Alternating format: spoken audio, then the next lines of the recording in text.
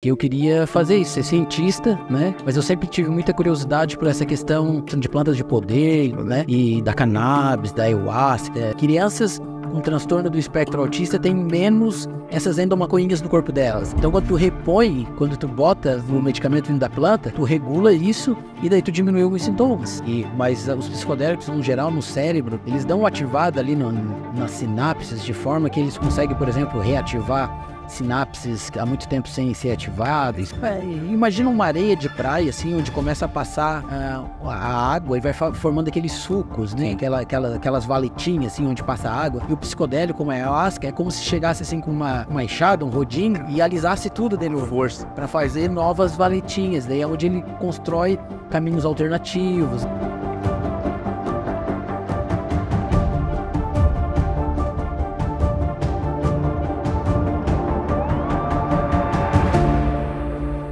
Salve galera, bem-vindo ao podcast Heruka. E hoje eu estou aqui com Rafael Mariano Bittencourt. Olá, boa tarde pessoal, prazerzaço estar aqui, brigadão pelo convite. Rafael, dando uma olhada no teu trabalho e em tudo que tu faz assim, a gente fica meio espantado com quanta coisa que tu faz ao mesmo tempo. Então, neurocientista, farmacologista, tem toda uma área em estudo de cannabis, ainda conhece plantas de poder, então isso é uma coisa que realmente me deixa assim espantado. E eu queria saber de ti, de onde que veio isso, cara, como tu começou e contar um pouquinho da tua história assim pra gente te conhecer. Beleza. Sempre movido pela curiosidade, assim, o cientista ele é um curioso, é uma criança que não cresceu, né, a gente fala isso, que a criança ela é curiosa, né, por natureza, assim, ela quer mexer em tudo, quer mexer nas coisas, e testa uma coisa aqui, testa uma coisa ali, e só que, no geral, a gente vai crescendo e isso vai morrendo na gente, né, o próprio sistema de educação não ensina muito a gente a questionar, por exemplo, né, quer respostas prontas e tudo mais, e eu não, por algum motivo, não sei se por ter entrado muito tarde na escola, o que eu considero que foi uma coisa boa, entrei só com 7 anos, que hoje é bem incomum, né, por algum motivo isso não morreu em mim, então eu sempre fui muito curioso, assim. E quando eu fui evoluindo na vida acadêmica, no sentido de fui fazendo uma graduação e tudo mais, essa curiosidade continuou presente, só que daí essa curiosidade começou a ganhar um toque de profissionalismo, assim, eu posso trabalhar com essas coisas que eu sou curioso, né? E ao mesmo tempo que eu trabalho, eu vou aprendendo sobre elas, vou descobrindo coisas sobre elas, e foi aí que eu decidi, então, em um determinado momento da minha vida, que eu queria fazer isso, ser cientista, né? Continuar fazendo as perguntas, continuar exercitando a curiosidade. E dentro da ciência, não sei de onde que vem, cara, não sei porquê, mas eu sempre tive muita curiosidade por essa questão do que vocês mesmos chamam aqui, né? A gente estava conversando de plantas de poder, né? E da cannabis, da ayahuasca, essas coisas que tinham um certo mistério, como é que elas agiam no nosso cérebro. Essas coisas eram as que mais me aguçavam a curiosidade. Então eu não tive, quando eu decidi ser cientista, assim, eu não tive absolutamente nenhuma dúvida de qual área eu iria seguir. Eu pensei, não, vou para psicofarmacologia, que lá o pessoal veja tudo isso, como que as drogas agem no cérebro, as plantas, enfim. E assim começou, e desde então eu continuo aí nesse caminho sem fim de ir atrás de respostas e aguçar essa curiosidade. E essa tua graduação, tu tem até o doutorado e o mestrado? Isso, eu sou graduado em farmácia, né? Agora, inclusive, sou aluno de psicologia também, devo me formar aí no final do ano que vem, que é outra coisa que aguçou muito a minha curiosidade nos últimos anos, a mente humana. E daí eu decidi fazer psicologia, que é um curso que eu já lecionava e tô gostando pra caramba de fazer como aluno, né? E depois de me graduar em farmácia, daí eu continuei na vida acadêmica, fiz um mestrado em farmacologia, um doutorado em farmacologia, mais especificamente em psicofarmacologia, né? Eu tive uma oportunidade até de fazer um pouco de pesquisa fora do Brasil, parte do meu doutorado, fiz lá em Coimbra, em Portugal, e sempre, né, estudando essa questão dos psicofármacos, principalmente a cannabis. A cannabis foi sempre a principal fonte de estudo, e nos últimos anos aí também começou a ayahuasca. Para quem não conhece o termo, o que a gente está falando quando a gente estava dizendo psicofármacos, assim? Psicofármacos são aquelas substâncias que atuam, né, no nosso cérebro, no sentido de fazer alguma modificação comportamental, que pode servir, inclusive, como tratamento, né, para alguma condição patológica, algum transtorno, né, diminuir uma ansiedade, por exemplo, diminuir um comportamento depressivo e por aí vai. Então, essas substâncias que atuam no cérebro no sentido de mudar assim, o nosso comportamento, elas são os psicofármacos. Aí tem muita coisa, né? Desde plantas até substâncias sintéticas, por aí vai. Mas esses são os mesmos remédios que a gente também toma, vamos dizer, do lado de cada, da selva, assim. Isso. E a gente na psicofarmacologia, a gente fala drogas, né? Drogas, Sim. que aqui tem uma conotação diferente falar drogas no Brasil, né? Drogas tem um sentido meio pejorativo, assim, mas drogas para farmacologia, para psicofarmacologia, qualquer substância que modifica funções do organismo. Então, tudo que tem dentro de uma farmácia, né? Tudo que chama de drogaria é drogas, né? Eu sinto isso também. Às vezes a gente fala drogaria, eles mudaram até um pouco o nome das farmácias. Antes era muito drogaria, agora passou a ter nomes, né? É, que aqui no Brasil tem essa conotação, a palavra droga é como se fosse um adjetivo quase ruim, né? Tipo, sei lá, eu dou uma batida com o pé num lugar e falo, que droga, né? E lá fora não tem isso, não vou falar drugs, entende? Sim, uma situação dessa. Então a gente aqui tem mais essa barreira, né? Então a gente procura falar, eu tento me policiar para falar mais fármaco, até para conseguir entrar, né, na mente das pessoas de uma maneira assim, com as barreiras mais abertas, né? Porque se o cara fala drogas, ele já fecha tudo. E mesmo com todo o conhecimento, eu acho que até pra ti hoje é difícil ainda falar um pouco disso, de psicofármacos, estimulantes, alguma coisa assim, né? Sim, principalmente a cannabis, né, que tem muito preconceito ainda, mas está mudando, já foi pior, né? Eu estudo isso desde 2005.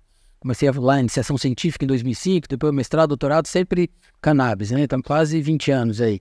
E é difícil, sim, dependendo do público, dependendo com quem a gente está falando, a gente tem que pensar ali em segundinhos antes do que se fala, o que não se fala, né? Mas o importante é não deixar de falar, né? A gente vai seguindo aí, falando, levando conhecimento. Até a palavra maconha, né? A galera começa a usar mais cannabis para tentar evitar a maconha. Eu não tenho problema nenhum com a palavra maconha, porque é a mesma coisa, né? É importante deixar isso claro. Maconha é um nome popular e cannabis é o nome científico, né? Então é só essa a mudança. Tipo a erva cidreira, que é o nome popular, e o nome científico Melissa officinalis, entende? Então é só a diferença é que é nome popular e nome científico, maconha e cannabis. E eu acabo falando mais cannabis até por causa da questão da ciência, assim, que eu acabo lendo uns artigos, é sempre cannabis que está escrito, e o cara se acostuma, assim. Mas é um desafio falar sobre essas coisas, muitas vezes. As pessoas, elas têm muitos preconceitos e que vêm de ignorância no sentido de ignorar o conhecimento, de não saber o que se trata. Não é nenhuma coisa ruim, né? Eu sinto um pouco disso também quando é falado a palavra maconha, a gente tem aquela sensação aversiva que tu não sabe de onde vem, mas ela tá ali grudada, né? Isso aí. Tem gente que já falou, médicos mesmo, vem da maconha e já sou contra, entende? Não quero saber mais nada, assim. Então é difícil lidar com isso às vezes, mas é importante. E entrando nesse mundo, então, já como tu tá citando, cara, o que ela faz exatamente na nossa cabeça, assim? O que ela faz no cérebro, assim? Esse foi um universo que eu comecei a conhecer lá em 2005 e lá eu me apaixonei de vez assim, caramba, esse universo aqui científico da ação, da cannabis no corpo e tal, realmente é muito interessante. Porque assim, de uma forma resumida, né, e bem didática da ação da cannabis no nosso organismo. Lá no início da década de 1990, final da década de 1980, início de 1990, não faz muito tempo, né, para parar para pensar, se descobriu no nosso corpo como que a cannabis atuava, mais ou menos, no nosso corpo. E ao descobrir como ela atuava, a gente, que eu falo os cientistas, né? Os cientistas descobriram que a gente tem dentro do nosso corpo um chamado sistema endocannabinoide, que é como se a gente tivesse endomaconhinhas, substâncias muito parecidas com aquelas que estão na planta da maconha, da cannabis, e que também tem no nosso corpo sendo produzidas pelo nosso cérebro. Isso já tá no corpo? Já tá, todo mundo tem. E é obrigado a ter, porque se não tiver, não sobrevive, não tem... Porque tem funções muito importantes nesse sistema. Então, quando se descobriu, né, a cannabis age, então, num sistema do nosso corpo que é feito, o que parece, para receber, né, esses canabinoides, essas substâncias da planta. Na verdade, não foi feito para receber a substância da planta, talvez um acaso que as substâncias da maconha agem nesse sistema, sei lá, podia ser do abacaxi e tal, mas é da maconha que age nesse sistema. E esse sistema é muito amplo, é o sistema de receptores que a gente fala, assim, no cérebro, mais abundante do cérebro, não só tem como tem muito, né? Então a pergunta dos cientistas, inclusive, era na sequência, né? Opa, descobrimos esse sistema, é um sistema com uma complexidade bem interessante, ele é relativamente complexo, se comparado a outros sistemas de neurotransmissão. E daí a grande pergunta era, para que serve tudo isso, né? Para que isso está dentro do nosso corpo? Deve ter alguma função fisiológica. Então, desde o início da década de 1990, desde então a ciência está descobrindo para que serve. E tem descoberto cada vez mais. E esse método de descoberta, como que ele é feito? Ele é feito por EEGs, como é que fala? Eles medem isso, é no sangue? Muito estudo em animais. Grande parte do que a gente sabe em neurociência, hoje sobretudo, a maior parte vem de estudos em animais, né? É possível entender o nosso cérebro através do cérebro de um ratinho, por exemplo. Sim. Tem muita similaridade, né? Desde que o Darwin lá mostrou a teoria da evolução e que a gente parece ter surgido de um ancestral comum. Isso facilitou bastante, porque é o nosso cérebro primitivo, que coordena questões de emoção, medo, é o mesmo em mim, é o mesmo em ti, é o mesmo no ratinho que eu trabalho lá, tem as mesmas estruturas. Então isso facilitou muito. Muito veio de pesquisa em animais. Daí, através dessas pesquisas em animais, que eles localizaram esse sistema endocannabinoide, e daí o mesmo também tinha dentro do nosso bastante já. Sim. E depois, e até hoje, né, continua tentando se entender muito desse sistema, na maior parte com pesquisa em animais, mas também com pesquisas em humanos. Mas, de uma forma geral, quando a gente fala em maconha, vem direto a palavra, para mim, vem THC, vem a loucura, vem o que é exposto pra gente de uma forma talvez errônea, né? Sim. Mas você está desse lado que tá estudando, que tá ali fazendo, o que tu te atenta? O que faz, o que é o bem? É tudo isso também? É tudo junto, é isso mesmo. Isso é uma questão importante da ciência atualmente, inclusive. Porque a planta ali, a gente brinca que é uma farmacopeia inteira, né? É um laboratório que tem ali dentro, né? É do cânhamo. É assim, muita coisa, mas ali a gente se atenta mais à questão dos fitocannabinoides, onde estão os psicofármacos, vamos dizer assim, que vão estar na flor da planta, principalmente, né? E daí, ali tem uma farmacopeia inteira, né? Muita coisa dentro daquela farmacopeia. É um livro aí dos fármacos, vamos dizer assim, que se tem, cada país tem a sua, mas ali tem muita coisa dentro da planta. E tem os chamados fitocannabinoides. A gente sabe que hoje tem mais de 140 fitocannabinoides. Tem a única planta? Sim. O THC é um fitocannabinoide. Tem mais de 140. O CBD, que ficou popular aí nos últimos anos, que é o cannabidiol, é outro fitocannabinoide. São dois. Que é o que parece que vem na cabeça, né? THC e CBD. Não, tem canabigerol, tetraidrocannabivarin, tem uma série de fitocannabinoides que a ciência conhece pouco ainda, porque esses dois foram os mais estudados, são os mais estudados. O THC e o canabidiol, né? Foram os dois primeiros a serem isolados, identificados.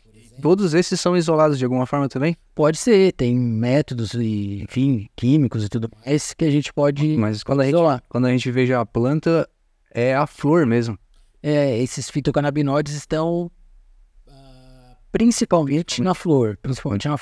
Quando é fazer o medicamento, por exemplo, né? O óleo à base de cannabis e tal, é utilizada a flor desse medicamento. A flor dessa planta para fazer o medicamento. Mas tem também pesquisas hoje, pessoas utilizando a raiz para fazer outras coisas e tal. Então tem bastante coisa para se entender aí dessa... Eu acho que é um mundo que provavelmente vai ser explorado aí pela frente muito ainda. Muito. Nesses tempos, né, teve duas... A Nature é uma revista científica muito conhecida, né? Não sei se conhecida, mas muito importante. Importante, né? Para cientista Isso, é uma das mais importantes. A Nature, a Science, eu brinco com meus alunos, né? Se a gente descobrir, sei lá, um ETzinho aí fora da Terra, uma vida fora da Terra, provavelmente vai ser publicado numa Nature da vida, entende? Então, só para dar uma noção da importância desse assunto, em 2015 e 2019, a Nature fez 2 edições especiais inteirinhas falando sobre cannabis, entende? De tanta evidência que tem, de tanto estudo, de tanta coisa importante que tem ali. E na publicação de 2015, um dos artigos diz que os canabinoides, né, que a cannabis e o sistema endocannabinoide que a gente tem dentro da gente, é a chave do tesouro da farmacologia atual. Né? Então, por quê? Porque realmente, quando a gente começa a entender o que esse sistema que foi descoberto aí na década de 90 faz no nosso corpo, a gente começa a entender o porquê de a Nature afirmar isso, o porquê do potencial.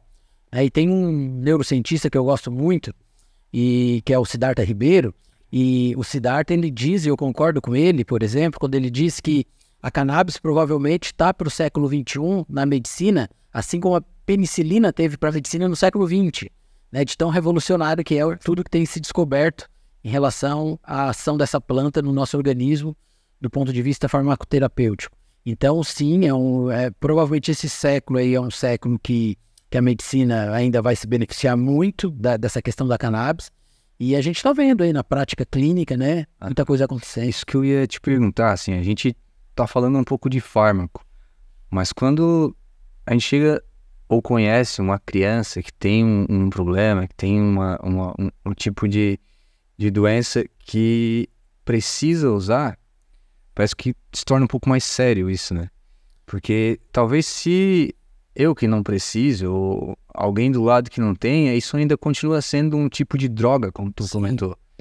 Mas se eu tenho um filho e ele precisa, e ele tem que usar, parece que eu começo a me tornar mais amigo desse sistema e começo a buscar mais isso. Parece que as pessoas vão buscar realmente quando alguma coisa acontece, geralmente é assim, né? Então elas caem ali.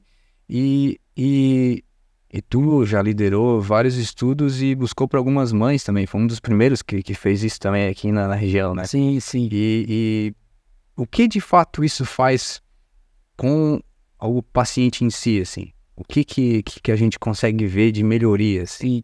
Antes de falar isso, falar, né, dessa busca que tu citou, que é muito importante. De novo, citando o Siddhartha aqui, ele diz que a pessoa, quando ela sente uma dor, ela fica inteligente, né? Porque uma dor no sentido de algum sofrimento, alguma coisa. Então as pessoas, sei lá, tem uma criança, né, tendo 20 crises convulsivas por Cara, isso que é uma coisa que ninguém veja, que não tá aqui, né? Bem isso. E daí, quando ela passa por isso, a pessoa, ela começa a estudar, ela vai atrás, começa a se interessar o que pode ser bom pro meu filho. E daí, invariavelmente, chega na cannabis, e é onde ela começa a se interessar, né? E acaba mudando a relação dessa pessoa em relação a essa planta e tudo mais. O que faz na gente, né? Tu falou crianças, né? Uma coisa importante, assim, a cannabis, a maconha, ela não é interessante para cérebros jovens saudáveis, certo? Porque uma das funções, dentre as várias funções do nosso organismo, que aquele sistema de endomaconhinhas tem, certo? Uma das funções é ajudar nas sinapses. Sinapse é a comunicação entre os nossos neurônios ali, ajudar na comunicação entre os neurônios, enriquece essa comunicação, faz mais sinapses, dá um up ali nos neurônios, né, dá uma melhorada, e isso é muito bom. Isso é o que o sistema do canabinoide, esse sistema de endomaconhas, uma das coisas que ele faz naturalmente, né? Então o que acontece?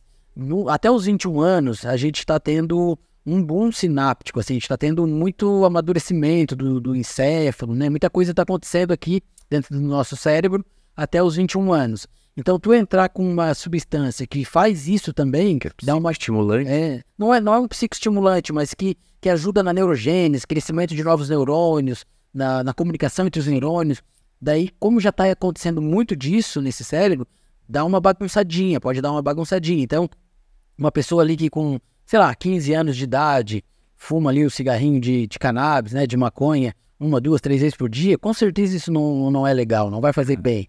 Ele tem mais chances de, na vida adulta, ter um transtorno de ansiedade, por exemplo, ter uma depressão, né? Tem mais chances, não quer dizer que vai... Acho que é aí onde a gente tem de perto os exemplos, né? Talvez, não quer dizer que vai acontecer, mas tem mais chances. Tem a síndrome motivacional que a gente fala, né? Que às vezes a pessoa fica sem motivação para fazer outras coisas. Então essa é uma idade crítica, assim, que a gente não costuma usar, né? Não deveria, pelo menos, para se cuidar. Mas uma criança daí que tem epilepsia, como é que eu uso, né? E tudo mais. Mas aquele cérebro dessa criança com epilepsia ou com transtorno do espectro autista é um cérebro que já não está funcionando na sua normalidade, vamos dizer assim. Ele está um pouco disfuncional em relação a algumas coisas. Então, nesse cérebro, os canabinoides, agindo nesse sistema que a gente tem dentro da gente, eles regulam. Eles fazem funcionar dentro da normalidade. É como aquela homeostase que eles dizem, mais ou menos? Isso, uma das funções desse sistema é neuromodulação. É fazer com que os nossos neurônios não funcionem nem muito acima do normal e nem muito abaixo do normal. Funcionem ali num nível adequado, né? Daí, num cérebro que está por algum motivo disfuncional, não está funcionando direito ali, os neurônios estão se ativando demais, tendo uma convulsão, inclusive, né? Esse é um dos casos mais difíceis.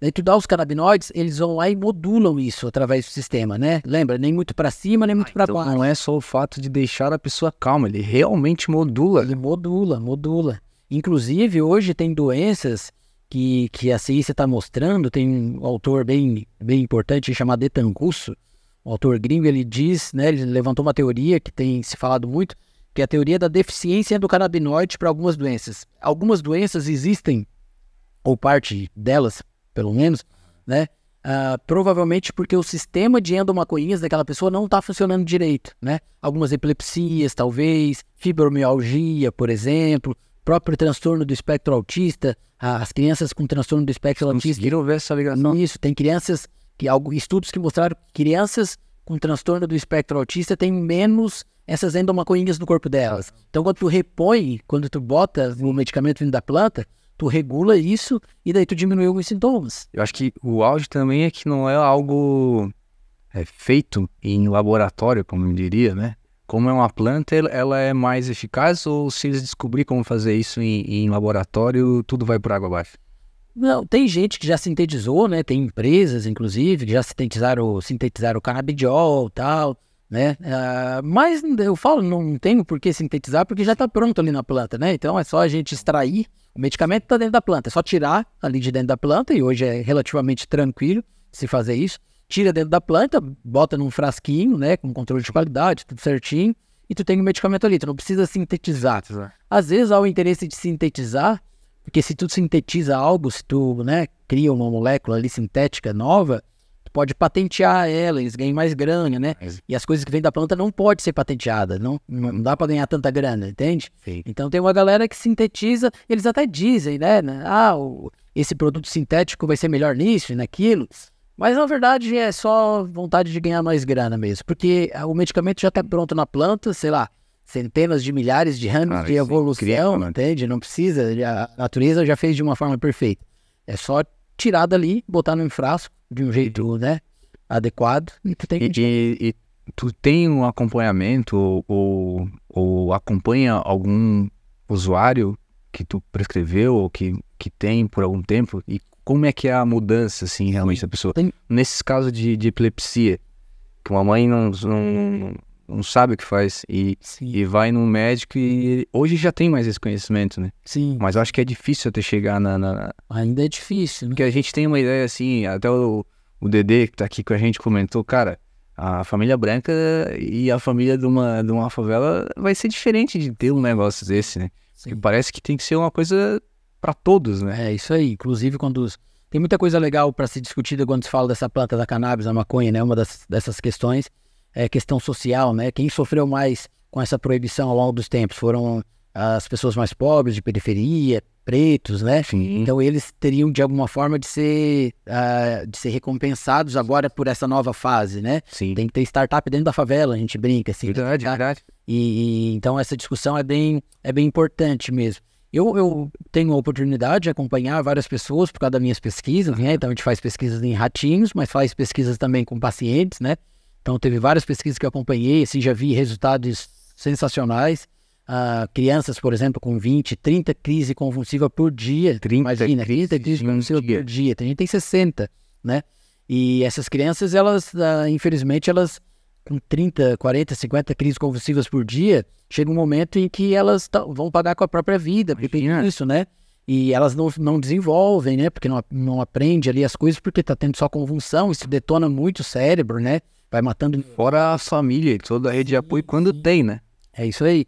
E daí eu já vi crianças assim com 30 convulsões por dia, depois de 2 meses de tratamento, por aí, um pouco 3 meses, ter uma convulsão a cada 3 meses. Caramba, uma?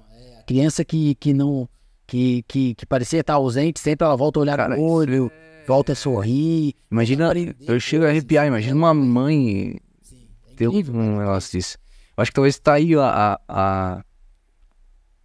pagamento de continuar trabalhando e tá em cima disso, né? E grande parte das mudanças que a gente teve aí nos últimos 7 anos aí, em relação a isso no Brasil, não de legislação, mas de acesso, autorizações pela Anvisa, veio da luta dessas mães. Que a partir do momento que as mães descobriram que esse medicamento tirava as crises convulsivas dos filhos dela, elas foram lá atrás porque elas queriam ter o direito de ter esse medicamento, né? E uma mãe não mexe com uma mãe, né? Em relação aos filhos. E elas fizeram revoluções aí. Tem um documentário que eu indico, ele já tem algum tempinho, mas a partir desse documentário que foi um marco, assim, no Brasil, passou no Fantástico e tudo, que é o documentário Ilegal, A Vida Não Espera, que tem ali a história da Catiele Fischer, que é a mãe da Anne Fischer, que tinha uma síndrome lá rara, com várias epilepsias. Ela foi a primeira a ter autorização de importar os canabinoides, né? A primeira pessoa. E tem a história da Margarete Brito também, que hoje tem uma associação, inclusive, no Rio de Janeiro, a PEP, que é autorizada pela justiça a produzir o medicamento. Então, a luta dessas mães que mudou muita coisa.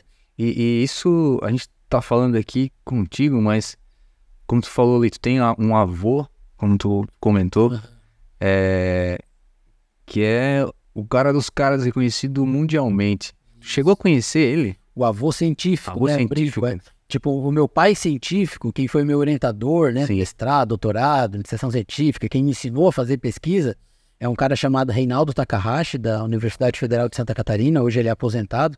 E ele é um grande nome aí no Brasil também da pesquisa em cannabis, o professor Reinaldo Takahashi, né?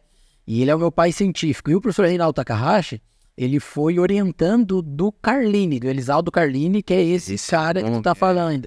Que daí eu considero ele meu avô científico. Eu tive a oportunidade de conhecer ele, sim. Não foram muitas as ocasiões, mas tive a oportunidade. Tive a oportunidade de publicar um artigo científico com os dois também, com o professor Reinaldo e com o professor Carlini, que é um dos artigos assim que eu tenho um fator de emoção muito grande, né? E realmente o Carlini é um dos grandes nomes aí no mundo. Ele faleceu tem uns 2 anos, mas ele é um dos grandes nomes aí no mundo em relação à pesquisa com cannabis. Tem o cara que descobriu, né, e a equipe dele que descobriram o tal do sistema endocannabinoide, essas endomaconhas que a gente tem dentro do nosso corpo, é um búlgaro erradicado em Israel chamado Rafael Meshulam, o meu xará. Esse eu não conheci, ele faleceu esse ano, inclusive. Então eu brinco que o Meshulam, ele descobriu o sistema endocannabinoide, né? E o Carlini, esse pesquisador brasileiro, ele foi o responsável por levar o medicamento na boca de quem precisava, né? Transformar esse conhecimento em um medicamento. Porque o Carlini já mostrou o efeito antiepilético do canabidiol, por exemplo, lá na década de 1970. Ele já tem trabalho publicado mostrando sobre isso. Os primeiros trabalhos da ciência moderna sobre isso são do Carlini, desse brasileiro. Então, graças a esses estudos do Carlini, é que hoje teve uma popularização aí do uso dos canabinoides como antiepilético. Começou esse movimento nos Estados Unidos. O movimento nos Estados Unidos foi muito influenciado pelo estudo do Carlini, inclusive. Esses tempos saiu uma reportagem lá no The New York Times falando sobre o CBD e por que ele está tão popular nos Estados Unidos. E eles citam lá o pesquisador brasileiro, o Carlini, é o grande responsável por fazer isso acontecer. Lá eles têm esse reconhecimento. Tem. Então o Meshulam foi o cara que descobriu o sistema dentro da gente e o Carlini foi o cara que fez as pesquisas que levou o medicamento para as pessoas. Assim. Então eu sempre falo com bastante orgulho assim, que eu sou um neto científico do Carlini.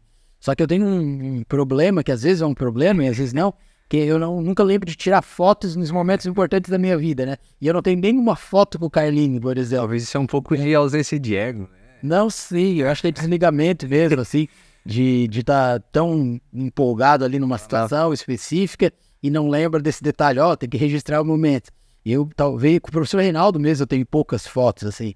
Mas, enfim, eu tô tentando melhorar isso para pelo menos ficar os registros. Gente, mas tá aqui o cara, esse cara falou com todos eles. Com certeza, pelo que a gente sabe, assim, tu é um dos cabeças, assim, nesses estudos no Brasil, né? A gente fala que o universo da ciência é um universo pequeno, né? Sobretudo nesses nichos de pesquisa, tipo cannabis. Então, pelo fato de eu estar estudando há muito tempo, né? Desde 2005, né? Tem o primeiro artigo publicado em 2008. Então, por causa disso, acaba que eu conheço aí o pessoal desse meio, né? E tô junto deles fazendo as pesquisas. E assim, pra gente meio que fechar essa área da cannabis, não só na epilepsia, né? Em qual é os espectros que fala que poderiam ser utilizados, assim? O que tu... Tem um potencial muito grande, graças à tal da função do sistema endocannabinoide, do nosso sistema de endomaconhas, que esse sistema ele controla basicamente a homeostase do organismo inteiro, o equilíbrio do organismo, para as coisas funcionarem de uma forma equilibrada. Esse sistema serve para isso. Por isso lá no início falou, né, todos nós temos esse sistema, sim, se a gente não tiver, a gente não consegue viver, entende? Então isso faz com que tenha um potencial muito grande. Por exemplo, tem resultados muito bons para fibromialgia. Fibromialgia é uma doença que a pessoa sente muitas dores, né? Toma antidepressivo, toma até antiepilético, toma opioides, toma uma série de medicamentos. Imagina, porque daí mexe com toda A pessoa tem dor na pele, a pessoa com fibromialgia diz que tem dor na pele. Ela fala, ó, toco na pele e sinto dor. Então, a fibromialgia é uma dessas doenças que parece que o sistema endocannabinoide ele não está funcionando direito. Daí, quando tu dá o medicamento, né, da cannabis, da maconha, para essa pessoa, ela reequilibra esse sistema e ela tem uma melhora muito grande nos sintomas. Assim, eu já presenciei, teve uma senhora que participou de um estudo nosso, ela mandou um áudio, assim, depois de um mês de tratamento, ela fala, agradecendo muito e que Deus te abençoe, não sei o quê, e ela dizendo que eu não dormia há mais de 5 anos. As senhorinhas do Brasil mandando... De tanta dor que eu sentia. E eu voltei a dormir, eu praticamente não tenho mais dor. Então a fibromialgia é uma condição que tem resultados assim extraordinários, tá? Tem o próprio transtorno do espectro autista, que tem resultados interessantes também, né? Tem situações de doença, dores no geral, dor neuropática, é muito bom o tratamento da dor, tá? Tem a questão também de doenças autoimunes, uma artrite reumatoide, em que a inflamação do teu corpo está muito ativa, o sistema imune está contra o teu próprio corpo, e os canabinoides, lembra, homeostase, equilíbrio, eles vão lá e equilibram essa resposta e a pessoa diminui os sintomas, né? Tem estudos aí mais incipientes, até para depressão, né? Para ansiedade também tem um bocado de coisa legal. Enfim, tem várias possibilidades, eu devo estar esquecendo aqui de muitas, né? Mas tem muitas possibilidades de uso terapêutico e isso é bacana. E outra coisa antes, né, que é importante frisar aqui é que muita gente fala do canabidiol, desse fitocannabinoide, né, um dos 140 e poucos aí que tem na planta. Muita gente fala do canabidiol, até médicos a gente escuta falando, né, o canabidiol eu sou a favor, mas só o canabidiol. E a ciência tem mostrado cada vez mais que o medicamento é a planta inteira, não é suas partes em separado. A gente até tem um nome bonito para isso na ciência, que a gente chama entourage effect, que é o efeito comitiva. E esse efeito comitiva diz o quê? Que todas as partes da planta juntas funcionam muito melhor do que suas partes em isolada. Então não é só o canabidiol, não. O canabidiol, na verdade, é a exceção da regra. São algumas pessoas muito específicas, tipo transtorno do pânico, daí sim é o canabidiol, pessoas com histórico de esquizofrenia, talvez o canabidiol, mas na maioria absoluta das vezes tem que ter todos os componentes, inclusive o THC. Para quem tem dor crônica, precisa de THC. Porque isso também é algo que já vem junto, assim, se a pessoa precisa do óleo, então é o canabidiol. Parece que é alguma coisa que também já tá meio que impregnada, assim. Sim, mas é porque as pessoas não têm conhecimento, na verdade, né? Elas não sabem o que é o canabidiol e não têm obrigação de saber também, né? E é o papel desse trabalho que vocês estão fazendo aqui, né? De divulgação, de levar informação, né? A gente faz isso também, tenta sair da nossa bolha de cientistas, né? Dando palestras e tudo mais. Mas não, é o todo ali que é o medicamento e serve para uma infinidade de coisas, assim, não é uma panaceia, não resolve tudo, mas tem algumas coisas que ajudam muito, né? Como, por exemplo, que eu falei, a fibromialgia, epilepsia, doenças neurodegenerativas, estava esquecendo aqui, Parkinson, Alzheimer, tem resultados ótimos, porque tu está tendo ali uma morte de neurônios, os neurônios estão morrendo, estão neurodegenerando, né? E o sistema de endomaconhinhas, lembra? Ele dá um up. Endomaconhinhas, gostei muito dessa. É bom falar disso, né, para desmistificar a maconha. Ele dá um up nas sinapses, né, esse sistema. Então, quando tu dá esse medicamento para uma pessoa com Alzheimer, com Parkinson, que está tendo morte de neurônio, ele vai lá e dá um up, dá uma melhorada, né, nas sinapses. Ele é um ótimo antineuroinflamatório, aquele cérebro que está inflamado já diminui também. Então, são outras condições aí que tem... Como que isso ainda não foi aprovado de uma forma simples e fácil? Porque quando a gente fala isso, pô, parece que realmente é como tu falou ali, tá para o século XXI como o antibiótico, a penicilina, até pro século XX. Porque hoje a gente vai, o quê? Paracetamol, dá-lhe 1, dá-lhe 2, dá-lhe 3. Tem muita gente que morre com overdose de paracetamol no mundo por ano. Caramba, gente, sério? E maconha é impossível, né? Cannabis não tem nenhum registro médico na história de overdose, porque é impossível mesmo. Tem a parte do cérebro ali que coordenaria essa questão neurovegetativa, tá? Não tem esse sistema ali nessa parte do cérebro. Então, por isso é uma planta segura. A pessoa não vai morrer de overdose de cannabis. Agora, se ela toma aí um cartãozinho de paracetamol, ela corre um risco sério de morrer, por exemplo. Então, por que não? Porque não é a ciência que decide essas coisas, né? Não é a ciência que decide o que é legal, o que não é legal, o que tem legislação, o que não tem. quem decide isso são os legisladores, né? É mais Estados e tudo mais. E, no geral, eles não têm muito conhecimento científico, né? E eles nem se baseiam muito nisso, mal assessorados, com outros interesses. Mas, por exemplo, dependendo, o deputado vai falar sobre criar uma legislação para cannabis, para o medicamento. Ele já vai perder votos por aí, entende? Provavelmente. Mas, no geral, as pessoas são bem conservadoras em relação a isso. Mas está mudando, tem um projeto de lei tramitando que está evoluindo. Está melhorando, né? Tava aí, né? Projeto de lei 399 de 2015. 399? Quem quiser pesquisar aí. É um projeto que visa permitir, né, criar uma legislação que permita o cultivo de cannabis no Brasil para a gente fazer o medicamento no Brasil. Porque o que acontece hoje é que a gente tem que importar na maioria das vezes. E daí um medicamento na farmácia custa R$3.000. Quem é que pode pagar isso? Entende? Sendo que poderia ser produzido aqui no Brasil, gerar renda, pagar imposto, gerar emprego para uma galera. A gente tem conhecimento, know-how, tem terra para fazer isso. Cara, é o ouro dos próximos anos, né? Com certeza. A galera vai parar de plantar soja para plantar cannabis, não tenho dúvida. Já pensou passar em vez de fumo na Santa Rosa, o Sombrio nós vê? Trocar o fumo, cara, né? Porque o fumo, enfim, vários problemas ali relacionados ao fumo. Não tem sentido nenhum continuar, né? Mas como eu disse, é uma indústria. Tem toda essa parte que se o cara fala, parece que tá criando... Mas é assim, realmente é assim, né? Tem muitos interesses. Então, esse é um universo que a gente pode discutir muita coisa. Por isso que eu acho interessante estudar essa planta, assim. A gente discute desde questões raciais, sociais, até questões médicas. É muito interessante. Então, se você gostou desse material e quer continuar assistindo, curte, compartilha, comenta aí que isso vai ajudar bastante. Um canal que está começando, um canal que quer passar esse conhecimento e quer trazer cada vez mais pessoas aqui pra gente trocar essa ideia, sempre de perto. Cara, e falando um pouco agora, uma coisa que a gente comentou nessa área de fármaco, cara, ayahuasca é uma coisa que, assim, mudou a minha vida.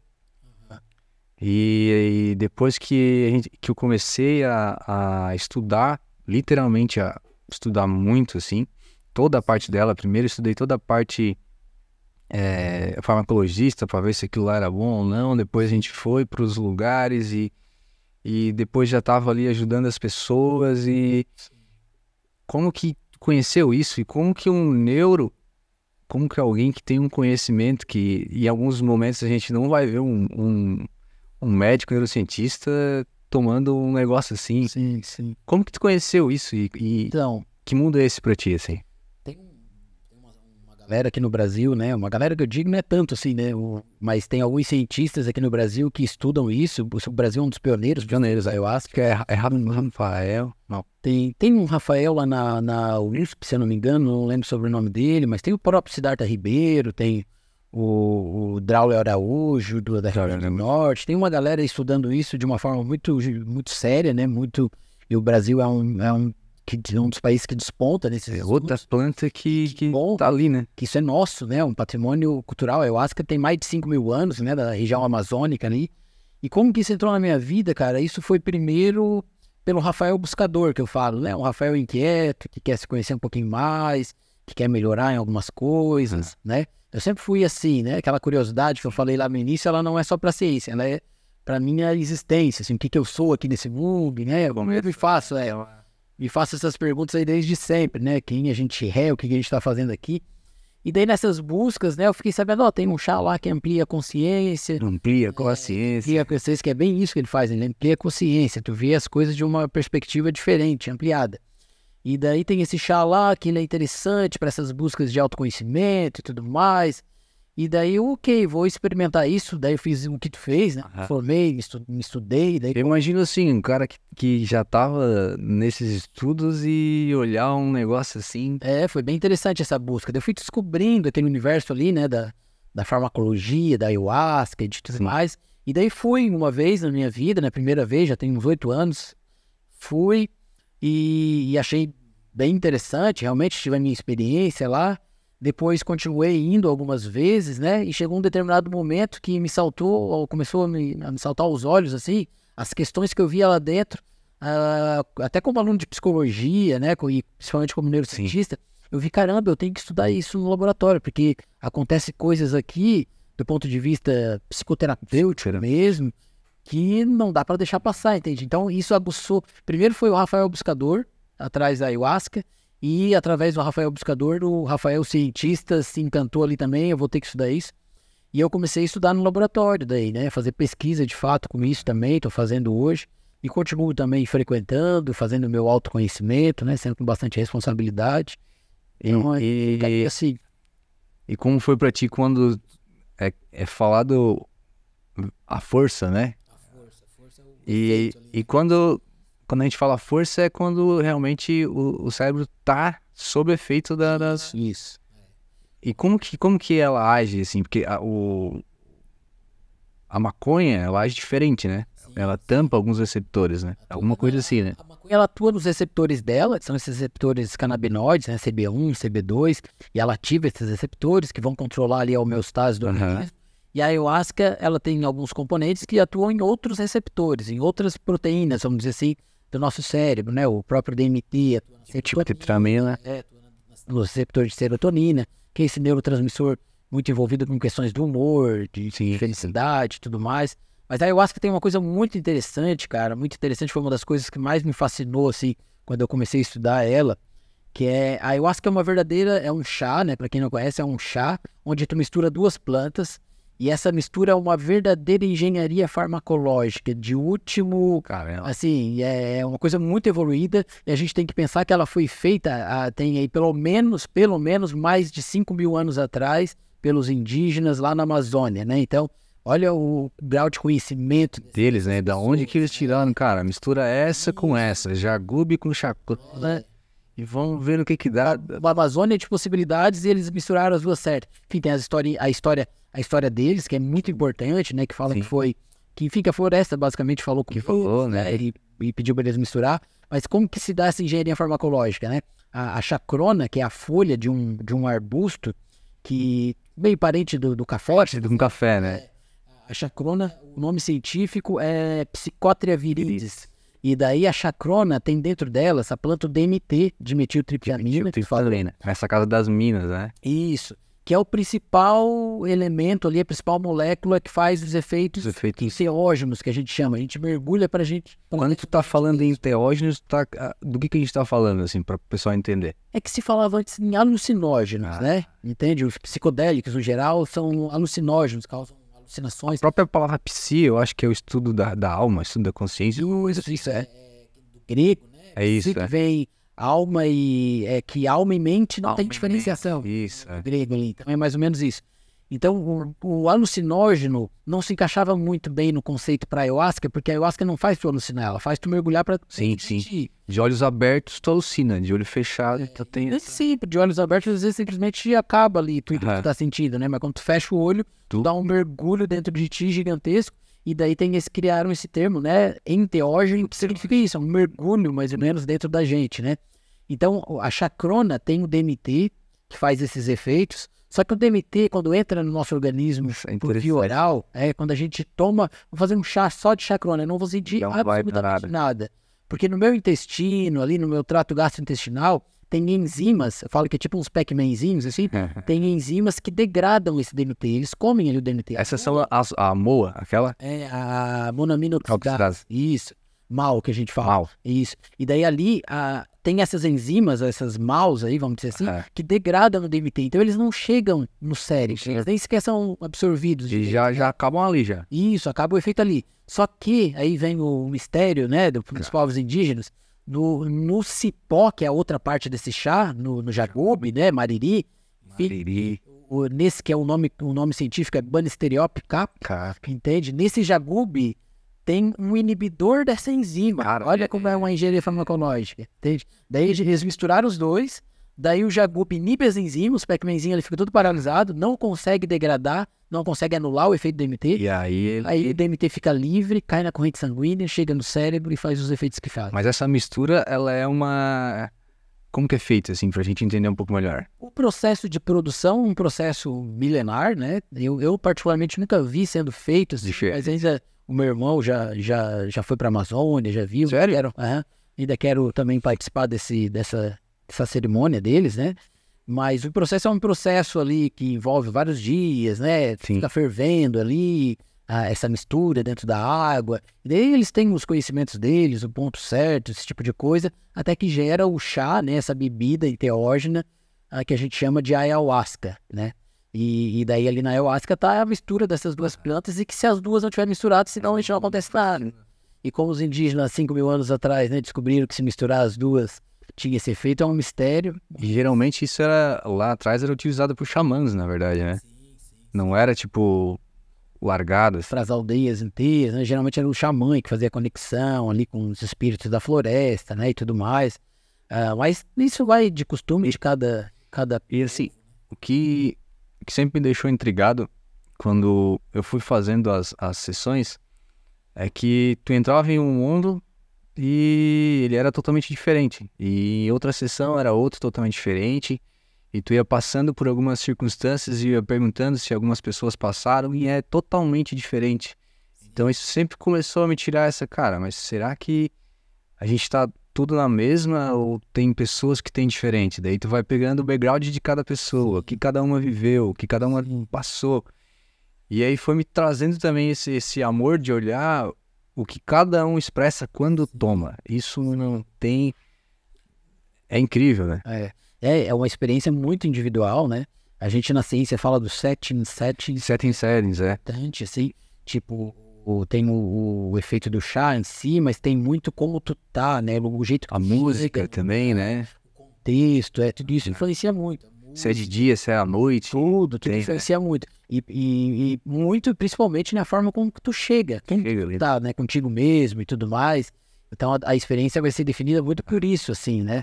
Então tem essa individualidade aí que é bem interessante, mas do ponto de vista psicoterapêutico... Eu imagino você lá, tipo assim, eu tô ligado nas paradas, isso aqui não vai me engolir. Ou tu já foi mais aberto, assim, como é que tu tava na tua primeira toma? Eu fui bem aberto, acho que eu cheguei num momento que eu tava preparado para isso, assim, né? Me preparei, formei, foi um momento que eu tive coragem, que é um ato de coragem, sim, né? Fazer isso, então eu tava ali com coragem, tava com... Obviamente também tinha insegurança, medo, como qualquer um, né? Ansiedade. Mas fui aberto, sim. Fui aberto e foi uma experiência bem interessante, assim. Experiência intensa, primeira. E depois eu continuei indo, quero entender melhor isso, né? Até para eu... Hoje, esses tempos, tenho um colega pesquisador meu que começou a estudar ayahuasca, né? Fazer pesquisa. E no laboratório, sim. Daí eu perguntei para ele uma hora, tu já experimentou o chá ou não? Daí ele falou, não, ainda, cara, tu acha que é importante? Eu acho que é importante, sim, tu tem que conhecer isso, estudar isso. E estudar não é só no livro, né? Não é só nos artigos científicos, é estudar em ti mesmo, o que está acontecendo, né? Mas, enfim, a ayahuasca tem, não sei se era o mestre Gabriel ou Irineu, que são os dois aí que trouxeram, basicamente, a ayahuasca das florestas para a população, né? Para o homem branco. Eles, não lembro qual deles dizia, mas dizia, ayahuasca é para todo mundo, mas nem todo mundo é para ayahuasca. Eles têm essa... Pode. Mas isso não pode, daí a gente pode pular pro lado fármaco. Isso. Mas é porque geralmente, se a pessoa tem na família, ou se já tem um risco de ter alguma coisa maior, assim, tipo... O principal problema é a relação à esquizofrenia, né? psicótico, porque aí sim aquilo ali não será bom, né? Pode não interessa o tipo de ritual, aquilo ali vai estourar, né? Pode não ser muito seguro. Porque assim, mas é 0,00, né? É uma coisa assim. E ainda assim, dentre esse grupo, né? Não é todos que tem problema. Tem, né? Mas a gente não sabe qual que vai ter problema. Então acaba sendo contraindicado, né? Não é indicado para pessoas com esquizofrenia, talvez com transtorno bipolar. Por isso que é feita toda uma pesquisa antes, né? Sim, tem que ter um cuidado, né? Porque hoje a ayahuasca é pode-se dizer, um patrimônio imaterial, né? Do Brasil, cultural.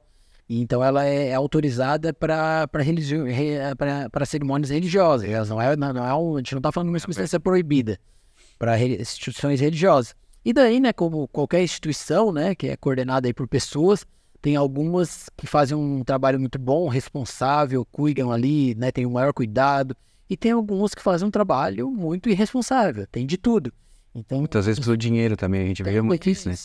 A resposta, qual é a resposta? Vem na próxima que tu vai saber, na próxima que tu vai saber. E é incrível, assim, eu já vi pessoas falar, cara, eu não sei o que tá acontecendo, a cabeça está estourando, eu não consigo entender aquilo. E onde é que tu tá indo? Ah, tô indo em tal lugar, mas Cara, Assim, uma boa experiência começa pela escolha do lugar. coisa do lugar. Vai ter que, sei lá, alguém que tu confia, busca uma referência, saber se esse lugar é confiável ou não, porque tem muitos lugares que fazem um trabalho irresponsável, né? E quem tá procurando entender, né? Às vezes até o que eu sugiro é esquece de tentar entender. Não dá. Tem coisas que não dá pra racionalizar, tu não vai conseguir entender. É só sentir mesmo e deu.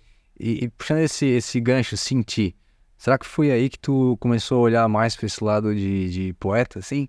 Não, Tu já tinha mais esse... eu já era poeta antes disso. É mesmo? É, Cara, que legal. poeta desde sempre, eu brinco, né? Mas eu fui me reconhecer como poeta, eu tinha uns 21 anos, assim, opa, eu sou poeta, assim, eu escrevo poema. Opa, eu sou poeta.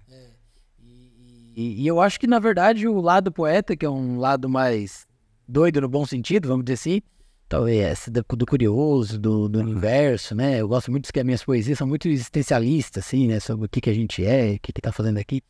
E eu acho que foi o poeta que me levou pra ayahuasca também, né? Possivelmente, assim. E, cara, como que tu, nas tuas experiências, cai naquele mundo, assim, e traz isso pra fora, pra escrever, assim? Isso pra ti é tranquilo? Eu gosto, assim, é um exercício bem bacana. Eu tenho um livro de poemas, né, que se chama Poemas para Expansão, que são poemas Poemas para para expansão. expansão, que são poemas feitos no universo da ayahuasca, né? Até tu também, É feito do chá. pro Instituto Expansão, tu também chegou a fazer Foi uma coisa, né? homenagem, inclusive, ao Instituto de Expansão, dos meus amigos Marcos e Cris, né? Que é de Que é um dos lugares que eu Filma, frequento, não, Uruçanga, Uruçanga. e eu gosto do trabalho deles e tudo mais. E daí, lá nesse lugar, nasceu a ideia desse livro, e lá nesse lugar o livro foi inteiramente construído, assim, escrito lá. Então ali tem várias Na reflexões. sessão, assim. Na sessão, na sessão. Caramba, que legal. Volto ali algumas horas depois do efeito mais intenso, né? Sim, sim. Que a gente consegue escrever um pouco. Daí eu tentava fazer uns poemas sobre isso. Isso também é uma coisa que intriga um pouco, assim. Pra quem nunca tomou, pra quem não sabe, quando tu ingere a primeira dose, enfim, como que começa a reagir o corpo? O que tu consegue explicar pra gente, assim? Vai levar, né, uns 30, 40 minutos para começar os efeitos. Muitas pessoas que vão pela primeira vez não sentem nada, tá? Às vezes vão, assim, carregadas de tanta expectativa, tanta ansiedade, que meio que se bloqueiam, né? Não sente nada. Não é incomum isso acontecer. Não mete. Várias vezes, já vi várias vezes. Não aconteceu comigo. Eu, bem pelo contrário, eu costumo ser bem sensível ao chá, assim. Muito pouquinho para mim já é o suficiente. E daí, uns 30, 40 minutos, vai começar os efeitos, e esses efeitos envolvem ali um certo relaxamento, né? Um estado de meditação profunda que tu não consegue, geralmente, em condições normais, assim. Depois, né, pode vir alguns efeitos físicos também, algumas pessoas acontece, né? De ter vômito, diarreia, enfim. Isso tudo faz parte do processo, é natural, dentro do contexto xamânico, indígena, tem um significado de limpeza física, Peia, né? peia, que eles falam, é quando a gente tá passando por esses processinhos, assim. Mas eles passam, né? Sempre passam, e no final vem de novo uma sensação de amor, né? Sim, cara. Forte, né? Da vontade de abraçar as pessoas, né? E a gente reconhece o ser humano no outro, isso é bacana.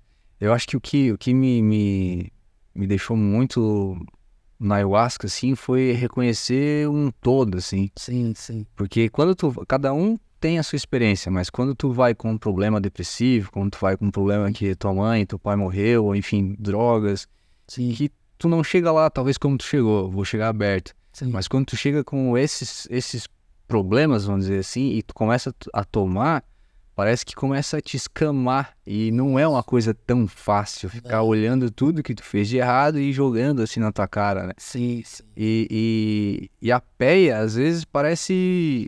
É falada uma catarse. Sim, é isso aí. E o que na mente, nos neurotransmissores, assim, pra ti que tem essa conexão, como que a gente consegue ligar isso? Como se fosse botar pra fora, mas ao mesmo tempo rever a lembrança, experienciar ela novamente. Beleza, era isso, chora, né? Sai correndo, grita, mas tu abraça ela, é como se tu... Beleza, agora tu te apaga, eu vou... Como que funciona isso? Então, os psicodélicos no geral, né, que a ayahuasca, o DMT é um psicodélico clássico, mas tem a psilocibina, tem outros. Sim, sim. Mas os psicodélicos no geral, no cérebro, eles dão uma ativada ali nas sinapses, de forma que eles conseguem, por exemplo, reativar sinapses há muito tempo sem ser ativadas, traz consciência, pessoas têm memória, já vi pessoas que que foram pro útero da mãe, assim, essa experiência. E eles também fazem o cérebro trabalhar numa sincronicidade, assim, diferente do habitual, né? Algumas regiões do cérebro que não costumam se comunicar passam a se comunicar. Então te dá uma perspectiva diferente sobre as coisas mesmo. Por isso que é uma ampliação da mente, né?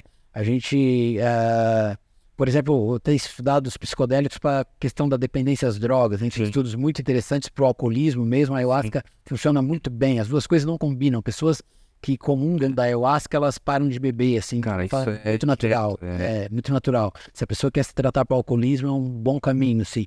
E o que acontece é que a dependência a uma substância, né? É como se tivesse uma marca sináptica ali, um carimbo sináptico, né? Que tá muito forte ali. É difícil de apagar aquilo no cérebro. Imagina, por exemplo, uma analogia aqui que eu vi num documentário, eu acho interessante. Imagina uma areia de praia, assim, onde começa a passar a água e vai formando aqueles sucos, né? Aquelas valetinhas, assim, onde passa a água. O nosso cérebro é assim, ele tá cheio desses sucos, dessas valetinhas, né? No sentido figurado, aqui, que são os padrões sinápticos, né? E uma dependência é um padrão sináptico muito forte, uma valetinha daquela muito sempre forte. Vai responder A água sempre vai passar por ali, a água não vai passar pelo lado, né? Ela vai passar naquela valetinha, assim, vamos dizer assim. E imagina o nosso cérebro essa areia, assim, cheia de valinhos, assim, causado pela água, né? Essas erosões. E o psicodélico, como é a ayahuasca, é como se chegasse, assim, com uma enxada, um rodinho, e alisasse tudo de novo. Força. Para fazer novas valetinhas. Daí é onde ele constrói caminhos alternativos, né? Ressignifica coisas. É muito falar essa palavra ressignificar. Para depressão, tem estudos mostrando resultados muito interessantes. Nossa, uma galera lá do Rio Grande do Norte, né? Da Federal do Rio Grande do Norte, o próprio Siddhartha, o Braulio, eles fizeram um estudo com pessoas com depressão refratária, pessoas que não respondiam a nenhum medicamento, ou seja, a depressão delas não conseguia ser tratada com nenhum medicamento, há anos já lutando contra isso. Eles fizeram um estudo onde eles administraram a ayahuasca nessas pessoas, e uma única dose de ayahuasca foi capaz de desencadear efeitos antidepressivos que se sustentaram por até 6 meses. Cara, incrível. E lembrando, eram pessoas que não respondiam a nenhum medicamento. Então tem um potencial para depressão, para cura de traumas e para dependência, sobretudo o alcoolismo. Muito interessante, porque eles dão como do ponto de vista sináptico, fizesse com que o nosso cérebro pudesse escolher caminhos alternativos, entende? Que não uso um caminho que não fique tanto ali pelo aquele sentimento de tristeza. Mas isso sempre vem quando a pessoa tá na experiência e ela começa a ressignificar aquele momento ali, em cima da dor dela. Mais ou menos isso. Provavelmente esse ponto é muito importante. Isso é uma questão que a ciência discute, né? A pessoa precisa passar pela experiência enteógena ali para ter os benefícios farmacoterapêuticos, ou não precisa, enfim, é uma questão... Aquela experiência mais forte disso. Mas provavelmente sim, né? Deve ter uma importância muito grande ali esse momento. Assim, esse momento. Porque tu enfrenta medos ali teus, né? Incrível. Tem que lidar com eles. Tem um texto aqui que eu até ia procurar que eu acho muito bom para exemplificar essa questão de como que é a experiência com a ayahuasca, né? Eu já tive a oportunidade, se quiser procurando aí, eu já tive a oportunidade de ajudar alguém que estava com crack. Sim, crack é difícil, né? E em outro momento, foi uma pessoa que perdeu a mãe e o pai no mesmo dia por causa do Covid, assim. Nossa, muito forte essa experiência, né? E, cara, é realmente muito forte. É incrível o que na experiência do garoto que tava com crack, a gente foi ajudar, todo o preparo. E ele primeiro não queria, ele não sabia o que estava acontecendo e ele achou que não era bom, mas o pai dele, não, vamos, a gente precisa ajudar, a gente precisa tentar fazer alguma coisa porque a gente não consegue mais. Sim. E nesse momento todo mundo ali ajudando e cuidando. Cara, 40 minutos, como tu comentou, eu sempre ali do lado, e depois ele começa a desenterrar coisas da infância dele. Daí quem tá do lado escuta, né? Sim. E a pessoa começa e daí vem aquelas crises de choro. E realmente ele começou a fazer essa catarse emocional. Sim.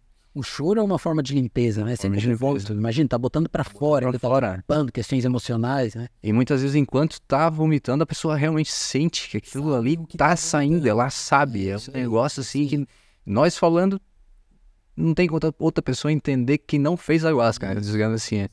Mas realmente o garoto ficou muito tempo sem usar o crack novamente. Ajuda muito nisso, nesse período de abstinência, né? Aumenta. Não quer dizer que não vai ter recaída, é uma ferramenta que ajuda, assim, né? Bastante. E em algumas sessões, assim, a gente ia... As sessões, elas são, às vezes, na roda, né? E fica as pessoas ali e tal. A gente ia passando e, assim, é incrível como cada uma tem o seu ponto e o que tá passando e o que é. Passa no é a minha mãe que morreu, passa no outro é o meu trabalho que tá difícil. O meu filho aqui comigo não sei o quê, o meu pai não conversa comigo. E aquilo age pra todo mundo de uma forma reta. Isso. E o interessante é ver tudo isso de uma perspectiva diferente, né? Tipo... Tu olha para aquele problema, caramba, eu tava me estressando com isso, nem é pra tanto, né? Ou esse problema aqui na minha vida, tipo, alguém fez mal para mim, nossa, eu entendo ele, eu perdoo. Sim. Então, essa ressignificação que do ponto de vista neurocientífico esse rearranjo é esse tá passado por cima. Passar o rodinho ali da manchada por cima da areia e deixar tudo planinho para formar novos valinhos, né? E que sejam valinhos mais saudáveis. Eu já ouvi dizer que uma sessão é como se fosse mais de um ano de psicólogo, assim. Tem estudos que mostram, né? Hoje tem uma área que a gente chama de psicoterapia assistida por psicodélicos. Sim. Deve ser liberado nos Estados Unidos logo e um momento chega aqui. O pessoal da guerra, né? O pessoal da... Quer fazer psicoterapia sob efeito dessas substâncias, né? Tem um psicólogo, um psiquiatra ali e tudo mais. E realmente tem estudos que mostram que uma psicoterapia assistida por psicodélicos é sempre naqueles settings fiel, né? Certinho, controlada, né? Faz várias sessões antes daquelas normais, né? Sem o uso do psicodélico. Daí quando tu tá pronto, tu vai lá para uma sessão de 4 a 8 horas com o psicodélico. E estudos mostram... É importante dizer que é realmente 4 a 8 horas. Lugar controlado e tudo mais. Daí estudos têm mostrado que uma sessão dessa equivale a 2 anos de terapia até mesmo. 2 anos de terapia. É bastante coisa. Porque o que é incrível é que uma voz dentro da tua cabeça conversa contigo mesmo, das tuas coisas, e vai te falando com um carinho assim, né? Cara, dá uma olhada se não é tu que tá vendo diferente. Olha só, comigo aconteceu com meu pai, assim, tipo, eu tinha muita dor com ele, enfim, coisas de família. E ele foi me mostrando, foi me trazendo imagens dele trabalhando, tipo, cara, ele trabalhando, eu, cara, onde é que eu tô? E eu vendo ele trabalhar, indo pra casa, levando comida. Depois eu tive a oportunidade de fazer com ele também, as coisas que eu achava que era preocupante pra mim não eram pra ele era outra coisa. Ele foi desenterrar coisa da família dele que era complicado, e o porquê ele fazia o que ele fazia, o porquê ele fazia o que ele fazia, nem ele sabia. Aí ele foi se encontrar, entrou no mundo, cara... E ele conecta as pessoas, né? Sim. Queres voltar ao ponto que tu tinha... Eu achei o texto aqui, né? Que é um texto que eu não tenho, é um autor desconhecido. E eu acho que ele é uma boa analogia, assim, uma boa metáfora para a experiência com a ayahuasca, a experiência psicodélica, na verdade, que ela faz uma metáfora do mergulho. Então o texto diz assim, a preparação para uma experiência com a ayahuasca, né? Uma experiência psicodélica, é como o planejamento de um mergulho numa barreira de corais em águas mornas. Você deve decidir quão profundo quer ir, se certificar de que vai acompanhado de um amigo ou guia, estabelecer suas intenções, tendo uma ideia geral do que gostaria de encontrar. Sempre haverá momentos de antecipação e ansiedade no barco ali, né? Antes de você trocar o seu mundo usual por esse ambiente completamente novo embaixo d'água. Quando você tocar a água, tome um momento para conferir se está preparado, mas não resista em deixar o peso do lastro te carregar em direção ao mar profundo. Você encontrará seu equilíbrio perfeito na profundidade desejada. Não se estresse se você ficar um pouco acima ou abaixo do planejado inicialmente. Você pode lidar com isso. Geralmente a gente consegue lidar mesmo. Aí então a exploração começa. E não importa o que você havia desejado ver. Aproveite o banquete de informações disponível. Tome nota dos maravilhosos corais e dos muitos e variados peixes coloridos. Mas não se preocupe em persegui-los por todo o coral. Você se lembrará deles. E se aparecer um tubarão, não se preocupe. A pior coisa que você pode fazer é tentar subir em pânico e com a pressa para encontrar a superfície. Você vai sofrer com a descompressão e tomará muito tempo numa câmara de recompressão, vamos dizer assim, né? Para você se recuperar do acidente resultante de sua subida apressada. Ao invés disso, observe o tubarão, aceite que ele faz parte do seu mundo, encare o seu medo de frente, com olhos abertos e o coração tranquilo e calmo. Porque às vezes a gente vai encarar os nossos medos lá, né? Logo, logo, o tubarão nadará para longe de você e vai deixar de ser tão tubarão assim, né? Isso que é o bacana. Quando retornar para a superfície, entenda que as pessoas que não estiveram na água contigo podem gostar da história, mas provavelmente não irão realmente entender a experiência pela qual você passou. E tudo bem com isso, esse mergulho era só para você. Então... Cara, tanta metáfora junto que mostra como realmente é a experiência. E tem esses momentos de medo, né? Sim, eu acho que principalmente para quem tá num momento mais difícil, eu acho, né? Teve um caso que a gente fez que a mãe da que tava fazendo, ela se matou. Sim. E eu gerei toda uma preocupação, sabe? Sim. Eu fiquei assim, cara, alguma coisa vai acontecer, a gente tem que estar cuidando, vamos ficar aqui, só babá. E ela viu flores e luzes e ficou feliz assim a sessão inteira. Aí depois eu perguntei pra ela, tá, mas tipo, a tua mãe tá assim, não, mas eu sou tranquilo com isso. Esse cara, eu aqui preocupado, eu gerei uma expectativa. Falando isso, eu lembro de uma experiência de uma mulher que ela compartilhou comigo, assim, numa sessão, né? Ela tinha tentado suicídio 3 vezes já, depressão profunda e tudo mais.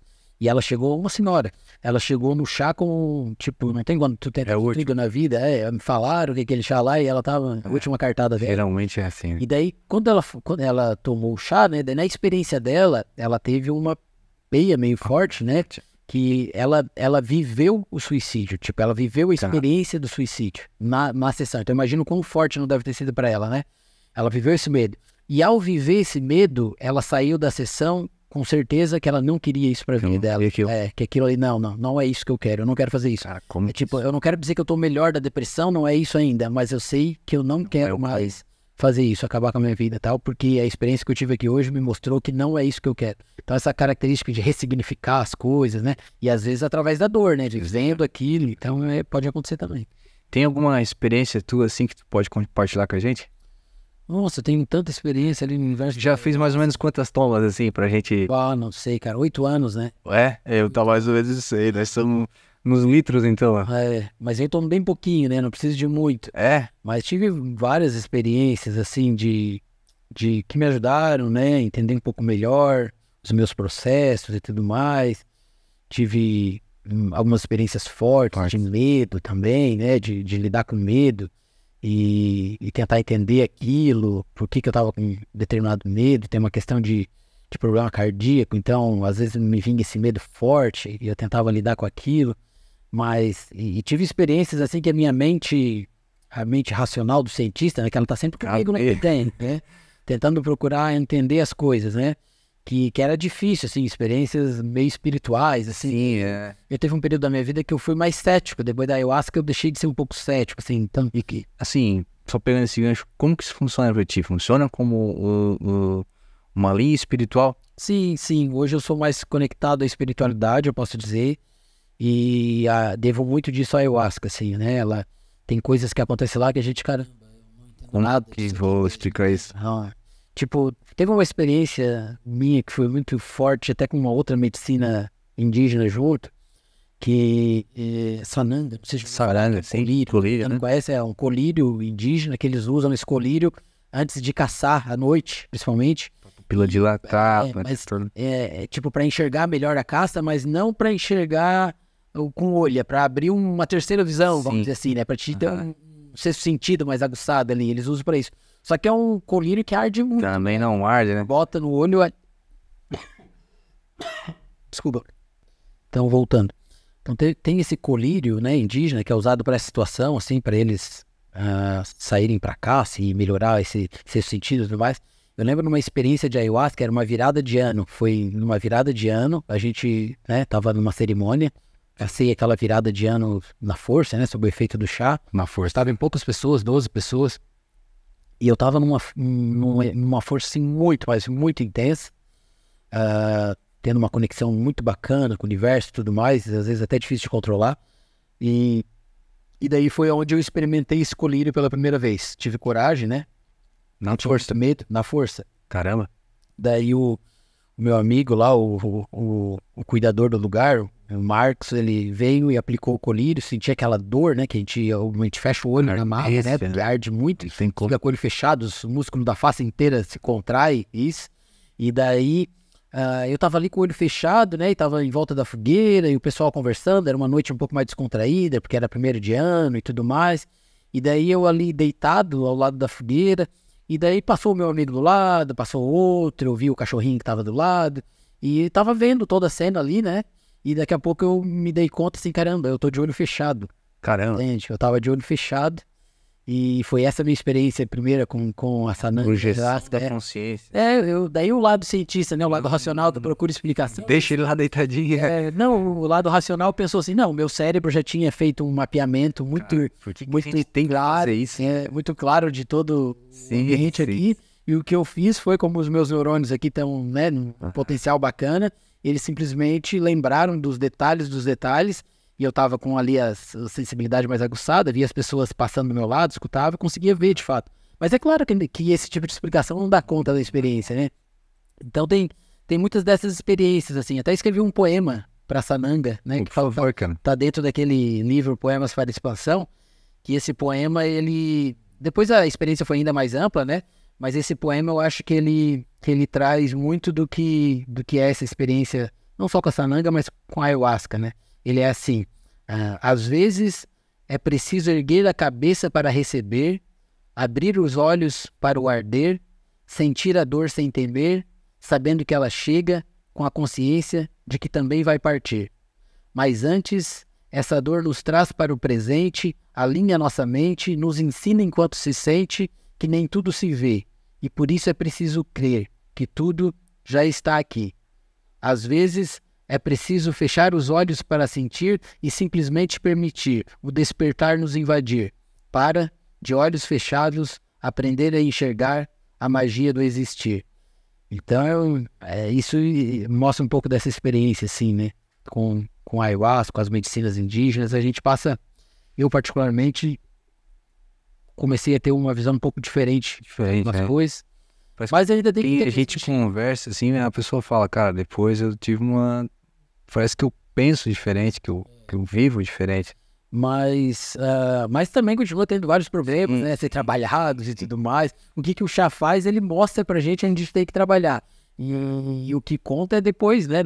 Fora dali, se tu vai fazer isso ou não, e muitas vezes a gente não sabe fazer ainda, né? O que eu vejo, assim, o que até quando a gente servia o chá e fazia tudo, comecei a entrar numa introspecção assim, cara. Eu comecei a ver as pessoas, elas não estão... É sempre as mesmas pessoas. Elas não, às vezes elas não estão querendo evoluir, elas estão indo ali. Isso me doía um pouco, assim, pra, tipo, se acalmar de um probleminha fútil que acontecia no dia a dia. Ou, a minha namorada não me gosta. Aí tu começa a ver algumas coisinhas assim, e esporádico tinha essas pessoas que tu, cara, é aqui que eu tenho que cuidar, é aqui que eu tenho que ver. Mas começou a aparecer diversos lugares que fazem ayahuasca, e é o famoso, a troca é tantos reais e vamos ver. Então isso às vezes me deixa um pouco com medo, assim. Parece que é como se colocasse mais pólvora na cabeça de alguém, sabe?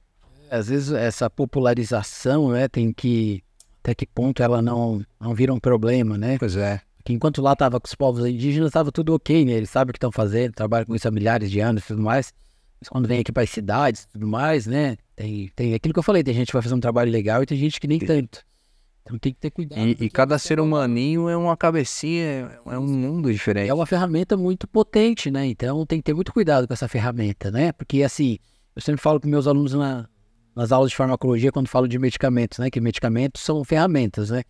E uma ferramenta, tipo, pensa aí num martelo. Um martelo é uma ferramenta, ele pode ajudar eu a construir uma casa e tudo mais, que é uma coisa bacana, mas com o mesmo martelo eu posso matar uma pessoa, entende? Então é a mesma ferramenta. Então a gente tem que ter cuidado, ter responsabilidade, porque é uma ferramenta com potencial farmacoterapêutico enorme, bem interessante, sobretudo na psiquiatria, mas que, se não utilizado com responsabilidade, também pode ser um problema. A gente já teve um momento que a pessoa começou a ter um ataque de pânico, assim. E ela tinha comentado sobre isso, só que no momento a gente chegou lá e foi o quê? Uma das coisas que eu queria te perguntar, puxar esse gancho, qual a importância de respirar, tanto para a área neurológica quanto para a gente nesse momento que está nessa força, que está nesses enteógenos, assim. Parece que é uma das principais linhas, onde tu sai de tudo é respirar. Muito importante. Tipo, Quando a gente tá numa peia, né, a coisa que me vem na minha cabeça, respira, Rafael, respira. Então, assim, porque senão a gente não respira direito, né? No geral, a gente respira muito rápido e tudo mais. E do ponto de vista fisiológico mesmo, quando tu faz uma respiração, assim, mais longa, Sim. mais concentrada, né, como uma meditação, tu diminui o sistema simpático no teu corpo, diminui a adrenalina, aumenta o sistema parasimpático, que relaxa o corpo e tudo mais, diminui a frequência cardíaca, e tudo isso, né, acontecendo esse efeito no corpo, automaticamente a cabeça começa a se acalmar também. Então a respiração é fundamental, assim, sobretudo quando tá numa situação dessa de pânico e tudo mais. Claro. Mas nem sempre é simples, né, de lembrar, de respirar como esse, né? Geralmente, quando as pessoas têm isso, tem alguém do lado ali acolhendo, né? Daí ajuda a lembrar, né? Respira, respira. Cara, e saindo assim um pouco da ayahuasca, eu até comentei, acho contigo antes, que a gente começou a estudar, eu comecei a estudar essa área porque a minha esposa, ela tem esclerose múltipla. E como tu tinha dito antes, isso é um sistema do próprio corpo que tá atacando o próprio corpo, é isso? Isso, é uma doença autoimune, né? A gente pode dizer assim, a esclerose múltipla, a pessoa vai ter uma degeneração ali da bainha de mielina, que é Sim. algumas células que reveste uma parte do neurônio ali, que é Como se tivesse a capa do isso, fio. exatamente isso, é isso mesmo. Pensa no nosso neurônio como fios, né? São fios que conduzem eletricidade. Tá. E esse fio tem uma capa, que é a tal da bainha de mielina, né? Que ajuda a passar esse sinal mais fácil. E a pessoa com esclerose múltipla, que é uma situação ainda pouco compreendida pela ciência, né? Pode ter genético, enfim, ambiental, não sabe direito. Por algum motivo, é como se o sistema imune dessa pessoa começasse a destruir essa capinha desse fio, né? Gera uma inflamação ali, começa a degenerar, e daí o sinal começa a passar com mais dificuldade, vamos dizer assim, né? Então, daí substâncias, né? A própria cannabis que a gente estava falando, que tem um efeito anti-inflamatório, anti-neuroinflamatório, que equilibra ali o sistema imune, para não estar muito acima nem muito abaixo. A própria ayahuasca tem uma ação anti-neuroinflamatória muito importante. Bom, é uma das que mais ajudou, assim, para ela, realmente foi a ayahuasca, assim. A gente até testou outras, assim, mas doía muito a cabeça. E a ayahuasca, ela deixava mais aterrado, né, como a gente diz. Sim. E daí, do ponto de vista biológico mesmo, de alguma forma, essas substâncias, elas trabalham, aparentemente, talvez diminuindo um pouco dessa neuroinflamação, né? E pode ajudar a pessoa. Isso é uma pergunta minha mesmo, assim. A crise acontece quando esses neurônios, quando essas sinapses, elas se encostam? Não, é como se, por algum motivo ali, desencadeasse, né? A gente chama de potencial de ação, uma estabilidade no neurônio, de uma forma anormal. Enfim, a comunicação pode ter prejuízo no sentido de levar a uma crise, alguma coisa assim, né? Essa comunicação pode estar afetada. Pode estar afetada. Né? E daí esses medicamentos, está afetada por quê? Por causa dessa inflamação que está acontecendo ali, né? Sim. Degeneração. E substâncias que têm uma ação antineuroinflamatória, né? Que diminui essa inflamação, pode ser interessante. Cara, incrível. Eu queria que tu, assim, a gente tá quase chegando no nosso tempo já. Tu tens também dos livros que tu tava falando? Uma editora. Uma editora, né?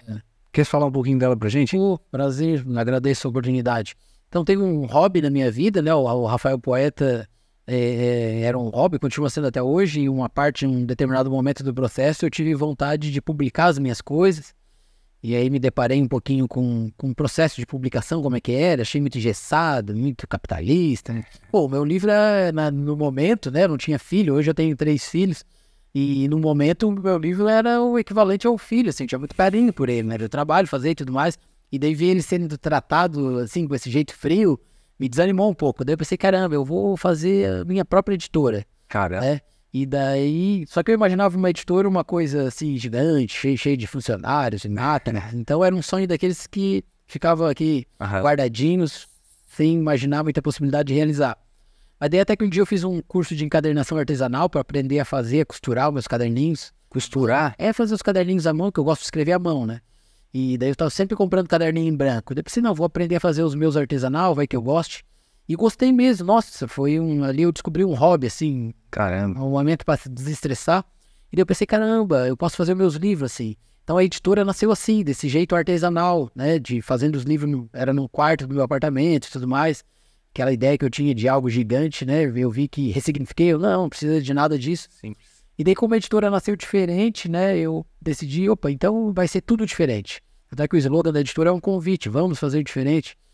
Daí tem todo um projeto que é uma editora independente, sem fins lucrativos, que visa dar oportunidade para autores e autoras que eventualmente tenham coisas boas ali escritas e que não conseguem publicar, né? Caramba. Então hoje é o meu hobby esse projeto, Editora Juriti.